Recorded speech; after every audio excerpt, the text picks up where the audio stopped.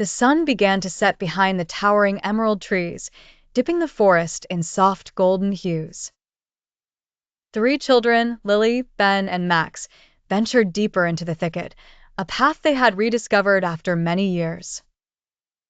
Their footsteps were soft on the carpet of moss and fallen leaves, and their laughter reverberated through the whispering woods. Lily, with her curious eyes and fearless spirit, often led the trio on their expeditions. Her auburn hair caught the sunlight, making her look as if she were part of the forest herself. Ben, with a head full of wild curls and an imagination just as untamed, followed closely, his hands constantly sketching imaginary creatures in the air.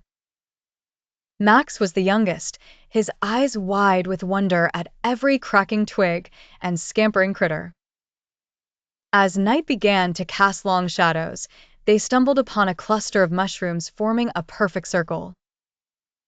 "A fairy ring," Lily whispered, her voice full of awe. "They say if you step inside, you can hear the forest talk." Ben, skeptical but intrigued, said, "Let's try it. What's the worst that could happen?" With a mix of trepidation and excitement, the trio stepped into the ring. For moments, silence hung thick in the air. Then, as if the forest itself took a deep breath, a soft humming began. "Do you feel that?"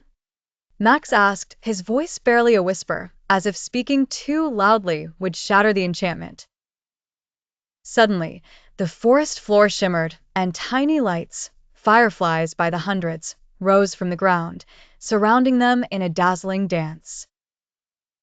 The children watched in rapt amazement as the lights swayed and flickered, casting a magical glow on their upturned faces. "The forest shares its secrets with those who listen closely," Lily said, repeating what her grandmother had often told her.